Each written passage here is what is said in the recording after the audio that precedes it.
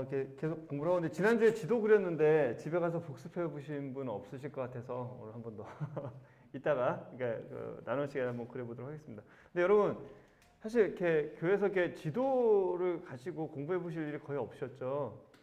그래서 여러분 뭐 이렇게 막 재밌지는 않겠지만 도움은 되실 거예요. 자, 오늘은 그 창세기에 대해 지난주 배운 거 좀 리뷰를 해보겠습니다. 지난주 우리가 배운 거는 그 이스라엘 주변국의 지형을 이해하고 지도에 표시할 수 있다. 그리고 이스라엘의 지형을 이해하고 지도에 표기할 수 있다. 그래서 실습을 한번 해봤습니다. 그리고 오늘 한번 복습으로 그 분반 시간에 또 해보도록 하겠습니다. 지난주에 보면 아브라함이 어떻게 해서 가나안까지 들어왔는지를 우리가 그 지도를 좀 봤는데요. 보시면 우루라는 곳이 있고 수산, 뭐 수메르, 아시리아, 뭐 이런 곳들이 있다. 뭐 이런 것들을 여러분들이 보시고 지도에도 한번 그 체크해 보셨습니다. 그리고 이 지도도 한번 그려보셨죠. 지중해, 페르시아만, 홍해, 카스피해, 흑해 뭐 이렇게 5개의 바다가 있었고, 그다음에 티그리스가, 유프라테스가. 그래서 유프라테스가 더 긴다고 얘기했죠. 강이 이름이 하나 더 길잖아요. 그래서 강이 더 길고 죄송합니다. 자, 지난주에 이어서 이번 주까지 이렇게 썰렁하면 자, 우루, 수산. 이거 성경을 보면 계속 나오는 말이에요. 바빌론, 바그다드, 니느웨, 아수르, 하란, 그다음에 수메르, 그다음에 다메섹이라는 곳이 있고 상이집트, 하이집트. 왜 상이집트고 하이집트인지도 설명을 해드렸습니다. 그래서 봤고 이제 이스라엘 지도를 이제 저희가 좀 설명을 하면서 크게 그 서부 해안지대, 그다음에 동부 산악지대, 그래서 주요한 강들, 그다음에 평야들, 그다음에 지역들 이런 것들을 저희가 한번 쭉 설명을 했고 또 한번 그려보도록 했습니다. 그래서 중부 산악지대가 중요하다라고 얘기를 했고요. 제가 여러분들께 그 바이블 루트랑 하늘에서 본 세계, 그다음에 세계 테마기행 10에서 단에서 부에세바까지 보라고 말씀을 드렸는데요. 제가 이거 저 지난주에 올려드린다는 거를 제가 잊어버리고 안 올려드렸네요. 그 유튜브 보셔도 여러분 되고요. 제가 이거를 말씀해 드리면 여러분들이 볼까라는 생각이 들어서 이거를 청년의 시간에 틀어서 봐야 되나? 근데 고민을 좀 했었어요. 청년 시간에 나도 준비 안 하고 여러분들 편한 마음으로 와서 한번 보는 거 어떨까? 뭐 이런 생각도 들었는데 고민입니다. 그래서 청년의 시간에 좀 여유가 있을 때 한번 그냥 이게 동영상 보고 맛있는 거 먹으면서 이렇게 팝콘 같은 거 먹으면서 같이 봐도 좋을 것 같은 생각도 들어요. 왜냐하면 이게 하여튼 그렇습니다. 그래서 한번 일정 짜면서 한번 같이 봐도 좋습니다. 그러니까 이런 받으면은 되게 그러니까 우리가 지도로 보는 거랑 또 실제로 이게 동영상을 보고 다르거든요. 그래서 한번 같이 봐도 좋을 것 같고요. 그다음에 제가 지난주에 말씀드린 것처럼 요 지도는 성경 2.0 쉬운 지도 그리고 미니 플러스 지도 요 2개 정도는 여러분들이 사시면 좋아요. 그래서 웬만하면 사세요. 사시고 물론 집에 큰 지도들이 있을 거예요. 근데 그냥 개인용 지도가 있으면 좋아요. 그러니까 여러분들 요 2개 정도는 성경 2.0 지도 이거 8,000 얼마인가 그러고요. 미니 플러스 요건 한 장짜리인데 좀 비싸더라고요. 그래서 뭐 사라고 말씀 못 드리고 한 6, 7천 원 해서 한 장짜리가 좀 아깝긴 하더라고요. 근데 어쨌든 저는 2개 다 있습니다. 자, 이번 주는 창조와 족장 시대에 대해서 저희가 공부를 하겠습니다. 그래서 오늘은 창세기의 전반적인 흐름을 안다. 그리고 두 번째는 아브라함의 족보와 또 그 족장 시대의 연대기 및 주변국의 상황을 안다. 오늘 공부할 부분은 이 두 부분에 대해서 공부를 하겠습니다. 자, 창세기의 개요에 대해서 좀 말씀을 드릴게요. 여러분 뭐 창세기는 많이 보셨죠? 창세기 출애굽기까지 보다가 이제 포기하는 경우가 많은데, 자, 나는 구약을 한 번 다 본 적이 있다. 이분만 손 한번 들어보세요. 진짜로. 나는 구약을 한 번 다 봤다. 네. 아직 구약을 한 번 다 보지 못하신 분들이 계실 거예요. 그죠? 네. 올해 목표는 한번 구약 보는 걸로 꼭 정해 보시기 바랍니다. 좀 정리를 해드릴게요. 창세기는 뭐 창조와 죄와 심판, 구원, 죽음에 대해서 나오겠죠. 그래서 결국은 맨 마지막에 요셉이 죽어서 장사 지내는 걸로 이제 끝이 납니다. 그래서 주인공은 하나님부터 요셉까지 이렇게 있죠. 그래서 아담과 하와가 있을 거고요. 가인과 아벨, 그다음에 이제 아담의 계보와 노아와 세 자녀가 나오고 아브라함의 족보, 그다음에 아브라함, 이삭, 야곱, 요셉 주요 인물들이 이 정도입니다. 지리적으로 보면 이제 여러분 아실 거예요. 에덴에서 우르와 하란, 가나안을 거쳐서 이집트에서 마무리가 됩니다. 창세기는 어디로 마무리가 되나요? 이집트에서 마무리가 돼요. 네, 이거 중요합니다. 가나안에서 말씀드리는 게 아니라 이집트에서 마무리가 돼요. 근데 에덴은 어디 있는지 우리가 안 배웠죠. 에덴 이따 한번 보도록 할게요. 그리고 시간적으로는 태초부터 1805년, BC 1805년까지의 기록입니다. BC 1805년이면 우리나라는 어떤 시대일까요? 1805년 우리나라 고조선 시대쯤 되겠죠. 그죠? 고조선. 네. 그래서 그러니까 BC 1805년까지의 기록인데 실제로는요. 12장부터 50장까지 거의 그러니까 그 5분의 4 정도죠. 5분의 4 정도는 360년간의 기록이 그렇게 길지 않아요. 그러니까 우리가 창세부터 다루긴 하지만 실제로 창세기의 거의 대부분의 내용은 360년간의 기록이다. 이 360년간의 기록을 우리가 배우는 겁니다. 그리고 그 중에서 제일 주요한 인물은 아브라함이죠. 아브라함은 2166년부터 1805년까지 이렇게 산 사람이라고 볼 수 있습니다. 네. 자, 그러면 이제 창세기부터 잘 들어가도록 하겠습니다. 자, 창조. 여러분 많이 해보셨죠? 여러분 여기서 제가 그 창세기부터 이렇게 한 12장까지는 여러분들이 한 번쯤 창세기를 읽으면서 궁금했을 거, 그리고 사람들이 질문 많이 하는 거, 이런 것들 위주로 간단하게 제가 정리를 좀 해드릴게요. 자, 창조. 자, 이거 들어보신 분 계실 거예요. 빛궁땅씨 햇빛의 동사. 혹시 어릴 때 들어보셨나요? 네. 여러분, 하나님이 태초를 창조하셨죠? 처음에 뭐 만들었죠?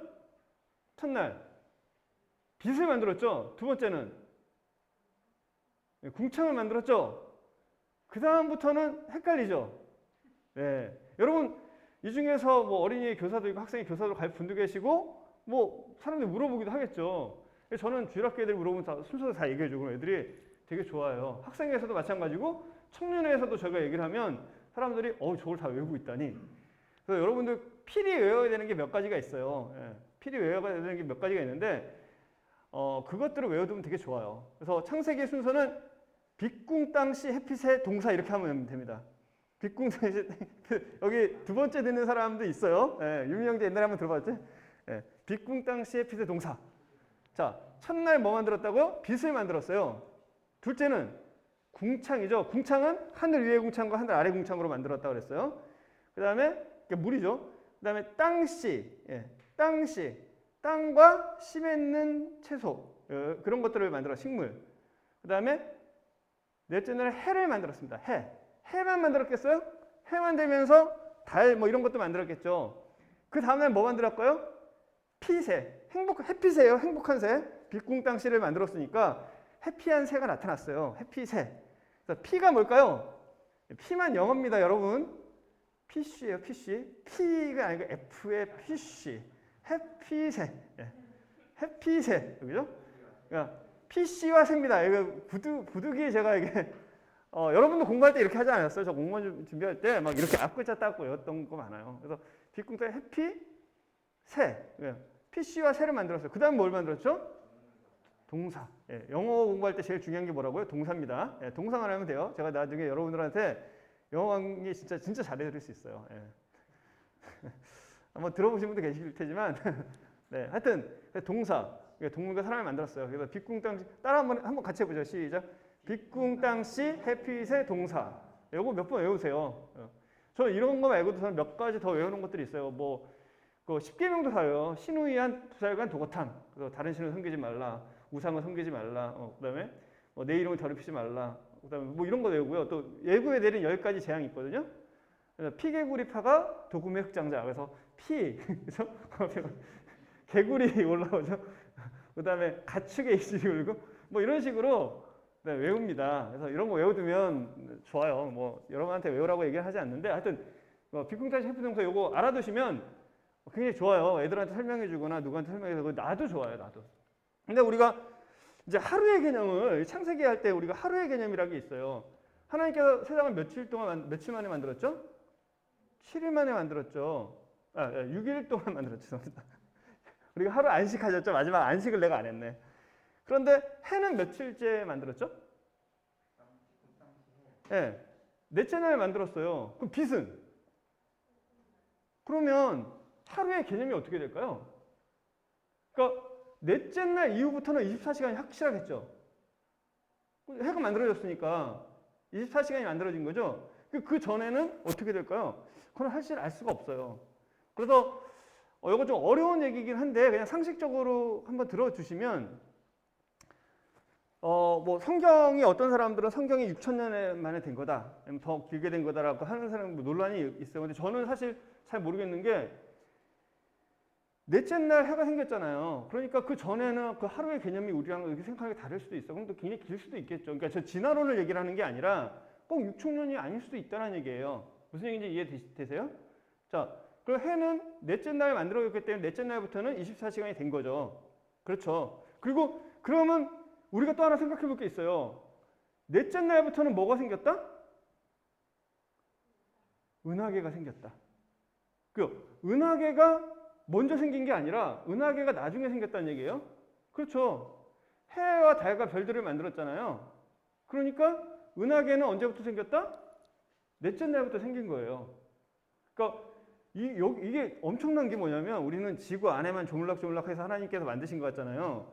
근데 넷째 날 해와 달과 이걸 만들었다는 건 이 우주를 하나님께서 물론 그 전에도 뭔가 만드셨겠죠. 근데 정의 알 수 없지만 적어도 태양계는 넷째 날 그냥 하나님 한 말씀 딱 하시니까 태양계가 생긴 거예요. 이해되세요? 예. 해가 넷째 날 만들어졌다는 것은 우리에게 많은 것들을 생각을 하게 합니다. 야, 하나님 말씀으로 은하계 그냥 바로 창조했구나. 그리고 그 전에는 빛이 있으라고 했는데 태양이 없는데 어떻게 빛이 있을까요? 저는 그렇게 생각했어요. 여러분 그렇지 않나요? 태양이 없는데 어떻게 빛이 있죠? 근데 이게 물리학을 공부하신 분들은 이해를 하실 수 있다는데 사실 저는 인문반이라서 우선 문과라서 물리를 말하면 좀 어려워요. 저는 어렵습니다. 여기 혹시 뭐 이과 있어요? 이과 손 들어보세요. 이과. 야, 이과 몇 명 안 되네요, 그죠? 네, 물리 좋아하시는 분, 네. 물리 좋아하시는 분 손 들어보세요. 네. 없죠. 예. 우리 교회 물리 좋아하는 사람 한 명밖에 없잖아. 네, 물리 좋아하는 사람 한 명만, 난 물리 좋아하는 사람 한 명밖에 없어요. 제가 알기로 한 명 외에는 물리를 좋아하지 않는 걸로 알고 있어요. 굉장히 물리적이신 분이잖아요, 그죠? 말씀하신 거 보면 굉장히 물리적이세요. 네. 뭐냐면 어쨌든 만약에 그 형광등이 지금 있잖아. 근데 빛이 없으면 사실 형광등이 켜져도 빛이 밝아지지가 않아요. 이해되세요? 그러니까 이 빛이라는 게 있기 때문에 형광등이 켜지면 밝은 거예요. 근데 빛이라는 것 자체가 없으면 제가 그냥 쉽게 설명할게요. 저는 뭐 물리학자가 아니라서 어렵게 얘기하면 여러분들이 이해를 못하니까 빛이라는 게 없으면요 형광등이 켜져도 빛이 안 비쳐요. 근데 빛이 있기 때문에 형광등이 켜지니까 빛이 오는 거예요. 밝아지는 거예요. 마찬가지로 빛이 있기 때문에 태양이 빛을 발휘할 수 있는 태양으로 해서 밝아질 수 있는 거지. 태양이 만약 빛이 없다면 태양이 있다라고 하더라도 밝아지지 않아요. 예를 들면 이런 것도 있죠. 지옥은 검은색인 거라고. 성경을 통해서 보면 지옥은 검은색이에요. 지옥이 왜 검은색이죠? 그건 불이잖아. 근데 뭐 과학자들이 연구를 했다 그래요. 보니까 온도에 따라 불 색깔이 다르죠. 근데 가장 뜨거운 불은 무슨 색깔? 검은색이래요. 이거 뭐 제가 직접 한 게 아니라 과학자들께 그러니까 논문 보면 가장 뜨거운 불은 뜨거운 온도는 검은색이다. 왜? 빛마저 다 삼켜버리는. 즉, 그러니까 빛이라는 게 있기 때문에 그 밝은 뭔가 이렇게 태양이 있어도 밝을 수 있는 거예요, 그죠? 밝을 수 있는 거예요. 그래서 뭐 이런 분. 근데 이 부분에 대해서 제가 뭐 많은 설명을 드리기보다 여러분 그 프란시스 셰퍼라는 분이 쓴 책이 있어요. 굉장히 제가 가장 좋아하는 작가 중에 한 분이세요. 근데 이분이 쓴 창세기의 시공간성이라는 책이 있어요. 그거 한번 읽어보시면 굉장히 도움이 됩니다. 이 프란시스 셰퍼 박사 책 읽어보시면요, 굉장히 여러분 많은 거를 배울 수가 있어요. 제가 가장 좋아하는 작가 중에 한 분이세요. 그리고 그 세계 구석의 여명이라는 책이 있습니다. 이건 에릭 사우어라고 우리 모임 형제님이 쓰신 책인데 되게 좋아요. 이 두 가지는 여러분들이 좀 더 궁금하시면 읽어보시면 많은 것들을 알 수 있습니다. 근데 기본적으로 창조죠. 창조는요, 저희가 뭐 과학적으로도 증명하고 논리적으로 막 증명하잖아요. 근데 사실 창세기는 구원받으면 믿어지는 책이에요. 구원받지 않으면 믿어지지 않아요. 그래서 구원받지 않은 사람들이 창세기를 막 읽고 이거를 막 껴맞추려고 하다 보니까 어려움이 있는 거지. 그게 그 신기한 거죠. 우리 구원받으면 창세기는 그냥 믿어지는 책입니다. 사실은 우리가 이 창조에 대해서는 막 논증을 하지만 실은 중요한 건 믿음이 생기면 하나님을 알게 되면 구원받는 순간 그냥 당연하게 믿고 받아들여지는 부분들이 있어요. 자, 에덴 동산에 아담과 하와라고 해야겠죠. 제가 국어를 좀 약간 잘했네요. 과가 2개 써였네요. 그죠? 에덴 동산에 아담과 하와가 이제 주죠. 에덴 동산의 위치는 어디일까요? 네, 학자에 따라서는 이게 아까 뭐 바벨론 쪽이라고도 하고 또 예루살렘이라고도 하고, 근데 별로 중요하진 않아요. 그게 뭐 우리한테 크게 중요하진 않고, 근데 왜 그 아담이 하와의 말을 들었을까? 이 부분도 많이 얘기를 하거든요. 정답은 없죠. 근데 제가 결혼해 보니까 여러분들 보시면 남편들이 주로 누구 말을 듣나요? 네, 연애할 때도 아내 말을 듣고 결혼을 하고 나서도 아내 말을 듣습니다. 이유는 모르겠어요. 그래서 근데 에덴 동산의 이제 아담과 하와에 대해서는 여러분들 제가 그 주일날 한번 할 거예요. 주일날 지금 복음을 전하고 있잖아요. 창세기에 담긴, 그러니까 한자에 담긴 창세기의 발견이라는 게 있어요. 그거 되게 재밌어요. 그래서 제가 주일날 우리 복음 계속 하고 있잖아요. 그때 그거를 가지고 할게요. 근데 이 책을 모임 형제님이 쓰셔서 우리나라에 처음 나온 것도 미션하우스에서 나왔어요. 근데 지금은 미션하우스에서 나온 책은 없어요. 근데 예향이라는 곳에서 창세기 이야기라고 해서 그 책이 나옵니다. 그래서 우리나라에서 그 책이 굉장히 많이 읽혀지고 많이 사용되고 있어요. 복음 전할 때. 그래서 여러분들 제가 주일날 말씀 시간에 복음 전할 때 이 부분을 좀 보여드리기도 할 거고, 나중에 여러분들도 그걸 활용하시면 되게 좋습니다. 그래서 뭐 쉽게 보면 이런 거예요. 배선자가 있죠. 그래서 여러분 복음 시간에 들어봤는지 모르겠지만, 그러니까 선교사로 중국에 가서 한자들을 막 보다 보니까 성경의 내용이 있더라는 거죠. 그런 것들을 이렇게 찾아낸 거예요. 그래서 그 정리한 건데, 여기 보면 배선이라는 게 뭐냐면 여기죠. 8팔. 그러니까 8명이 있고, 그러니까 노아의 홍수 때 그 방주에 들어간 사람이 8명이었잖아요. 8명이 배 안에 있더라. 이게 그 배선자다. 뭐 이런 식으로 쭉 나온 것들이 있습니다. 근데 여기 보시면 그냥 막 꾸겨 맞춘 게 아니라 진짜 그 믿을 만한 그런 책들에서 사람들이 굉장히 많이 보고 있습니다. 요거는 이 정도 넘어가고요. 그다음 가인과 아벨에서 또 질문들이 많죠. 왜 하나님께서는 가인의 제사를 받지 않고 아벨의 제사를 받았을까? 그리고 가인은 누구랑 결혼했을까? 뭐 이런 질문들을 많이 합니다. 네, 여러분 혹시 뭐 많이 질문도 하고 생각도 해보시고 들어보신 적도 있을 거예요. 하나님께서는 왜 아벨의 제사만 받았을까요? 유근자매 한번 얘기해 볼래요?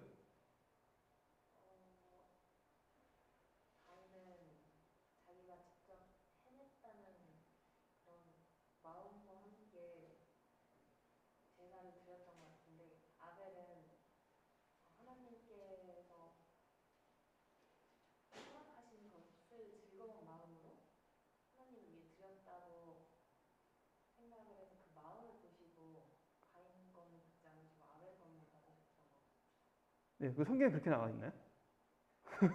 아니, 제가 궁금해요. 그러니까 성경에 나온 근거가 뭐냐 이거죠. 예. 아니 비슷한 것도 뭐 틀린 게 아니에요. 예. 다른 분 한번 얘기해 보실래요? 예. 그러니까 뭐 어떤 분들은 뭐 아벨은 양을 들여서 피의 제사를 드렸고 또 저기 가인은 근데 농작물을 들여서 안 받았다. 뭐 그런 얘기도 하시고 뭐 또 아까 그런 식으로도 얘기를 하시고 뭐 다양한 대답들이 있어요. 그렇죠. 근데 성경에 보면 뭐라고 되어 있냐면 아벨의 제사를 받고 가인과 가인의 제사를 받지 않은 거예요. 그러니까 뭐 재물의 종류 때문에 그런 건 아니고요. 사람을 받으시고 재물을 받았다는 거예요. 사람을 받고 재물을 받고 받았다는 거지. 재물을 받고 사람을 받은 게 아니라. 이게 굉장히 큰 차이가 있어요. 왜냐하면 다른 우상 일반 다른 이제 신들의 성경은 재물이 좋으면 들어줘요, 그렇죠? 재물이 좋아야 들어오잖아. 로마 뭐 올림푸스 가디언 잠깐 맨날 그런 얘기만 해서 재물이 좋으면 받아주잖아. 근데 여기서는 뭐냐면 사람을 받고 재물을 받았다는 거예요. 그러니까 재물의 종류나 내용이 중요한 게 아니라 사람을 받았다는 거죠. 쉽게 얘기를 하면 제가 이 얘기를 들려드릴게요. 구약에서 사람이 죄를 지면 어떻게 용서를 받죠? 어떻게 용서를 받나요? 하나님께서 정하신 법은 죄를 지면 재물을 끌고 갑니다. 재물을 끌고 와서 그 재물을 죽이면 용서가 돼요. 그렇죠? 그리고 돌아오면은 됩니다. 그럼 회복이 된 거죠. 그런데 이 사람이 이 재물을 드리면 다 죄가 용서가 될까요? 재물 드리고 제사를 다 지내고 왔어. 그럼 죄가 용서가 될까요? 제가 이상한 질문 드리나요? 자, 이거 아까 유근이가 얘기했으니까 같은 계속 가족끼리 시키면 안 되겠지. 사진자에 한번 용서가 될까요? 그냥 그렇게 하면 그 법을 지키면? 그러니까 제가 죄를 졌어요. 이걸 동물을 가져가서 제사장한테 가서 죄를 죽이고 돌아왔어요. 그럼 내 죄가 용서가 됐을까요? 어렵죠. 이런 질문들이니까. 그냥 틀려도 한번 얘기해 보세요. 그러니까 자매가 틀리는 거를 사람들이 되게 좋아하지 않을까? 네. 왜요? 갔다 오면서 또 죄를 지니까? 그럼 가져갈 때 한 죄는 용서가 됐을 거 아니야. 오면서 지은 죄는 또 가지만 내가 그러니까 동물을 데려갈 때 지은 죄는 용서가 됐을 거 아니야.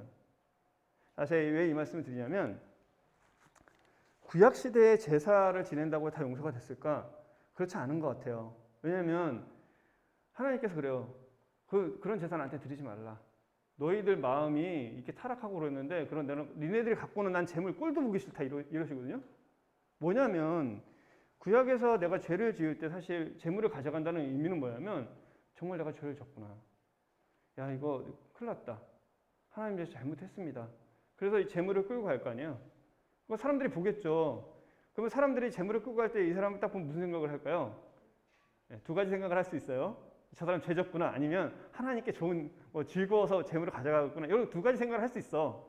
근데 어쨌든 본인이 갈 때 그런 마음을 가지고 가서 그 제사장한테 제사를 드리고 희생 제물을 드릴 때 용서가 되는 거잖아. 왜냐하면 하나님 그럼 사실은 죄를 지면 용서받을 수 없는 거예요, 원래는. 근데 하나님이 은혜를 줘서 용서받을 수 있는 길을 주신 거죠. 죄를 사함받을 수 있는 그러니까 죄를 사함받을 수 있는 기회를 준 거죠. 무슨 얘기인지 이해되세요? 죄를 사함받을 수 있는 기회를 은혜로 준 거예요. 원래 길이 없는데 무조건 죽어야 되는데 사함받을 수 있는 길을 준 거예요. 그런데 이 사람이 어릴 때부터 그러니까 여러분 우리도 자랐잖아요. 이 사람은 어릴 때부터 자라고 그냥 보니까 죄 지으면 가면 용서가 되는구나. 그럼 죄 짓고 그냥 가서 그냥 아무 생각 없이 가서 죽이고 와. 용서가 될까요? 아니에요. 하나님께서 형식을 지킨다고 해서 준 게 아니라 하나님은 중심을 보시잖아요. 구약에서 그 제사의 예식도 사실은 중심이 있기 때문에 그게 의미가 있는 거지 중심이 없다면 하나님이 거절하시는 제사가 되는 거예요. 이해되셨죠? 아벨과 제사를 받은 거지. 아벨의 제물을 받은 거지.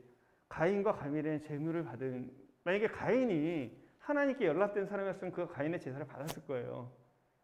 이유가 뭔지는 알 수 없어요. 하지만 가인과 가인의 제사는 받지 않은 거예요. 아벨과 아벨의 제사는 받았어요. 저는 그렇게 분별을 합니다. 물론 다른 의견도 있을 수 있어요. 근데 왜냐하면 제가 구약을 보면서 구약에 죄가 용서되는 것들이 어떻게 된 거였나를 이렇게 보다 보니까 그런 것 같더라고요. 두 번째는 가인이 범죄를 했어요. 범죄하니까 사람이 내가 사람들한테 죽을 거 겁난다. 하나님 진짜 큰 은혜를 보죠. 그 동생이 죽였는데 내가 너한테 표를 준다고 그랬잖아요. 표를 주니까 아무도 너를 못 건들 거다. 자 그러면 그리고 가인이 결혼을 했어요. 가인은 누구랑 결혼했을까? 막 이런 얘기를 해요. 누구랑 결혼했을까? 자기 형제 자매랑 결혼했겠죠. 자 근데 이 얘기를 하는 이유가 뭐냐면 가인과 아벨만 있지 않았을 거예요. 그 당시에 많은 자식들이 있었을 거야. 근데 아담은 몇 살에 자녀를 낳았을까요? 자, 아담은 몇 살에 첫 아이들을 낳았을까? 자, 이것도 한번 퀴즈를 한번 해볼까요? 정경재, 아담은 몇 살 때 애를 낳았을까? 처음에 첫 애를. 예? 그러니까 몇 살에 낳았을까? 정답 없어요. 이렇게 찍어봐. 논리만 얘기하면 돼요. 몇 살에 낳았을 것 같아? 네? 50. 네. 아담은 2살에도 애를 낳을 수 있었겠죠. 아담이 2살 때 애를 낳을 수 있었을까 없었을까요? 있었겠지. 생각을 해보세요. 아담은 태어날 때 성인으로 태어났어요? 애기로 태어났어요? 성인으로 태어났잖아. 성인으로 태어났잖아요. 아담과 성인으로 태어났기 때문에 애를 그냥 그렇게 따지면 사실은 우리 몇 살이 난지는 알 수 없어요. 근데 뭐 2살이 났을 수도 있고 3살이 났을 수도 있고 50살이 났을 수도 있다는 얘기죠. 그러니까 제 이 말을 하는 이유는 가인이 태어났을 때 많은 사람들이 있었을 거예요. 왜냐하면 지금 성경에는 주요한 사람들의 이름만 이렇게 나온 거지 그 사람들이 전부라는 얘기를 하는 게 아니에요. 제가 이따가도 아브라함 할 때도 제가 설명을 드리겠지만 그렇지 않다는 거예요. 그래서 아마 그 당시에 그 두려워했다는 거는 형제들이 이미 많이 있고 그리고 그 사람들도 자식 낳고 뭐 이럴 거 아니에요. 그렇죠? 그러니까 일찍 낳을 수 있는 거잖아. 그러니까 이 사람이 예를 들면 아담이 25살 되면 아담은 이미 할아버지가 될 수 있어요. 그렇죠? 예를 들면 5살에 낳았는데 20살에 또 자기 아들이 애를 낳으면 그렇잖아요. 그러면 할아버지 될 수 있죠. 50살이면 뭐 손자의 손자까지 볼 수 있겠죠. 그러니까 굉장히 기하급수적으로 인구가 늘어날 수 있는 구조라는 얘기죠. 뭐 아주 많았다는 이거는 뭐 얼마나 있는지 모르겠지만 그러나 충분히 가인이 두려워할 만큼 사람들이 있었다라는 걸 알 수가 있어요. 그리고 가인은 가서 에녹성을 만듭니다. 에녹성.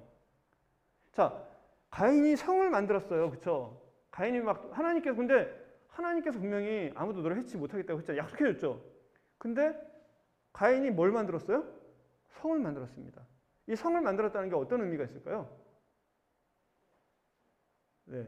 가인이 에녹성을 만들었다는 건 처음 들어보는 것 같죠? 나는 알고 있었다. 네, 한번 손 들어보시죠. 네, 뭐 처음 들어본 것 같은 게 기분이 들 수 있어요. 네, 괜찮아요. 다 그런 거지. 저도 그랬어요. 자, 성을 만들었다는 건 뭐냐면 로마가 있잖아요. 로마가 나라가 세졌어요. 그리고 로마가 나라가 세지면서 부강해지고 강해지면서 제일 먼저 한 게 뭔지 아세요? 제일 먼저 한 거. 로마의 성을 없애버렸어요. 성이라는 게 왜 필요하냐면 나를 전쟁을 해야 되고 나를 지키기 위해서 성이 필요한 거예요. 만약에 나를 지키는 게 필요 없으면 성이 필요 없죠. 그래서 로마는 없애버렸어요. 왜? 워낙 바깥쪽에다 더 넓은 쪽에다가 성을 만들어 군대를 주둔시켜 놨기 때문에 로마는 정말 안전하다는 거예요.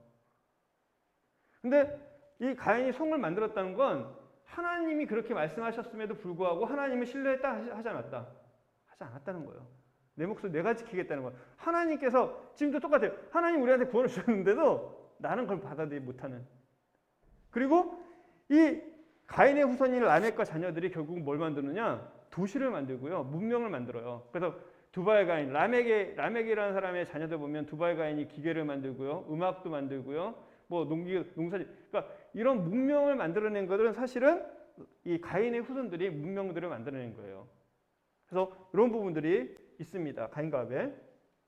그다음 노아의 홍수 부분이 또 중요하겠죠. 이 노아의 홍수는요. 나중에 따로 한 시간을 할게요. 노아의 홍수는 뭐 거기에 족보도 나오고 그다음에 뭐 여러 가지가 있잖아요. 그래서 노아의 홍수는 따로 한 시간 여러분들과 공부를 하도록 하겠습니다. 그래서 넘어갈게요. 스킵하겠습니다. 이 부분은. 그리고 이제 바벨탑과 국가의 분열이 일어나요. 그래서 여러분 바벨의 위치는 이제 어딘지 아시죠? 오늘 다시 한번 그려보실 거예요. 자, 그리고 이 창세기 10장, 11장을 보면 드디어 국가가 탄생합니다. 그리고 고대 문명이 발생을 해요. 누구로 인해서? 최초로 그 왕이 된 사람 누구죠? 니므롯이라는 사람이 있습니다. 예, 니므롯 들어보셨나요?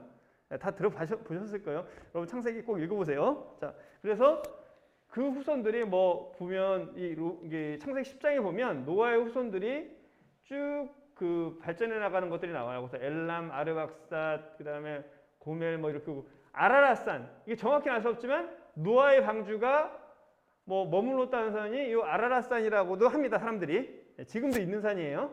예, 그래서 뭐 달시스 뭐 이런 것들이 이제 생깁니다. 그래서 국가에 탄생하고 뭐 고대 문명이 발생을 했다는 거죠. 자, 기준은 뭐냐면 기준은 아브라함입니다. 사실은 이 성경의 아까 12장부터는 하나님께서 아브라함을 부르심으로 인해서 정말 그 하나님의 역사가 인간에 대해서 제대로 시작된 거라고 볼 수가 있어요. 그리고 아브라함 이전 시대의 역사와 연대는 사실 정확히 알 수 없어요. 어떻게 그 정확히 알겠어요? 아까 말한 것처럼 뭐 창세기에도 하루의 개념도 다른데, 예, 그건 물론 뭐 의견이 있겠지만 정확히 알 수 없지만 아브라함부터는 그래도 우리가 정확하게 어느 정도는 정확하게 추출해낼 수 있습니다. 그래서 아브라함이 어떤 시대를 살았는지를 우리가 한번 아는 것도 중요해요. 그래서 이따가 한번 보도록 하겠습니다. 그래서 아브라함과 족장 연대표를 한번 볼 거예요. 그래서 오차 범위가 있고 그런데 뭐 아브라함의 아버지의 직업, 아브라함의 아버지의 직업은 뭔지 아시는 분들 계시죠? 계시죠? 네, 계실 거라고 믿습니다. 네, 조는 사람 한번 시켜볼까요? 네. 잔인하죠? 네, 그렇게 안 할게요. 자, 그래서 아브라함이 태어난 연도 뭐 이런 것들이 있는데 중요한 거는 뭐냐면 창세기가 어떻게 우리한테 전달이 됐을까요? 두 가지 방법이 있을 거예요. 창세기, 뭐 모세오경 뭐 이런 것들이 우리한테 전달된 방법 두 가지가 있을 거예요. 창세기가 어떻게 전달됐을까요? 첫 번째는 모세가 자고 있는데 하나님께서 나타나신 거예요. 그래서 모세야, 태초에 하나님 천지를 창조했고 뭐 이렇게 불러줄 수도 있겠죠. 그럴 수도 있을 거예요. 아니면 구전됐을 수도 있어요. 아브라함과 노아는 그러니까 아담부터 노아의 그 사이에 한두 명 정도만 거치면 직접 들을 수 있는 거예요.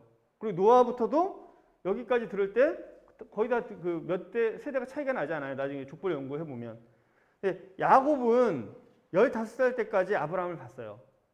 야곱은.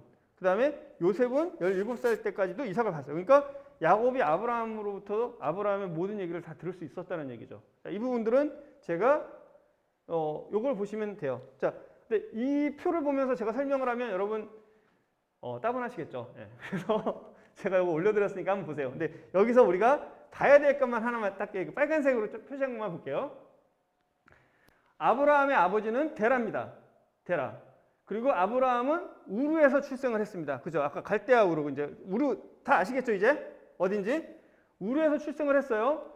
근데 성경에 보면 70세에 아브라함과 뭐 데라랑 뭐 자식들 중에 낳았다고 하는데 아브라함은 한 130세 때에 데라가 난 것 같아요. 데라가 130세 때에 아브라함을 낳은 것 같습니다. 그리고 아브라함은 한 30살 때쯤 아니면 20살에서 30살 사이에 우르에서 하란으로 갔어요. 그리고 데라가 205살 됐을 때 그 75세의 나이로 하란에서 가나안으로 들어갑니다. 그냥 그 정도 되는 것 같아요. 그냥 참고로만 알아도 돼요. 그리고 보시면 그 야곱이 121세 때, 그러니까 야곱이 120살쯤 됐을 때 요셉이 30살의 나이로 애굽의 총리가 됩니다. 30살. 자, 여기 30살 언저리에 있는 사람이 누구 있죠?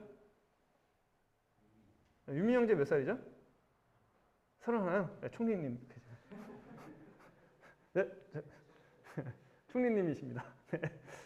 총리 1년 차. 네. 자, 여기 뭐 28, 7 있나요? 28, 7 없나요? 네. 총리 후보자들이 많지 않네요. 자. 그리고 요셉이 39살 때 야곱이 애굽으로 이주를 합니다. 그리고 요셉이 110살에 이제 사망을 합니다. 대충 이 정도의 이게 근데 이거 제가 드릴 테니까 무슨 얘기인지 아시겠죠? 여기 보시면 제가 이 표를 보는 법을 설명해 드릴게요. 데라가 있어요. 데라가 누구죠? 데라가 누군지 모르면 안 됩니다. 데라는 아브라함의 아버지. 그죠? 그 다음에 아브라함, 이삭, 야곱에서 요 밑으로 보시면 돼요. 그죠? 밑으로 이게 보시면 쭉 다 나옵니다. 야곱, 요셉에서 주요 사건들에서 나오니까 요 표는 간단하게 한 거고요. 제가 그 청년의 공지방에 올려놓은 거는 좀 더 자세하게 나온 거거든요. 그러니까 여러분들이 직접 한번 해보셔도 되고요.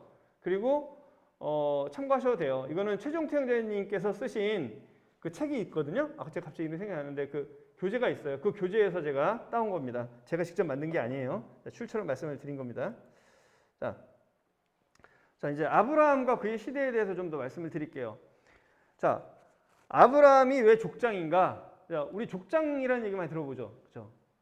아브라함이 어떤 사람인가죠? 아브라함이 어떤 사람인가? 제가 말씀 시간에도 한 몇 번 말씀드리긴 했지만 아브라함은 그냥 우리가 생각하는 것처럼 인자하고 뭐 이런 할아버지의 모습만은 아니에요. 아브라함은 사실은 그 도시국가의 지도자 정도 되는 사람이에요. 도시국가의 지도자. 도시국가의 왕 정도는 된다고 보시면 됩니다. 왕. 무슨 얘기인지 아시겠죠? 자, 우리가 3분 정도 쉬었다가 한 15분 정도 더 말씀을 할게요. 자, 우리 잠깐 끊어가겠습니다. 우리 아까 졸리우신 분들 계시니까 한 3분 정도 쉬어서 44분에 2부 말씀하고 제가 요거는 강의가 좀 많아요. 저기 이것만이 아니라 이제 앞으로 한 저기 1학기 동안 할 내용들은 좀 강의가 좀 많아서 네. 이해해 주시고 최대한 안 졸리게 하려고 하는데 제가 이렇게 영양이 좀 부족해서 네. 그래서 지금 45분까지 쉬고 45분부터 한 10분, 15분 정도 더 하고 네, 마치도록 하겠습니다. 네.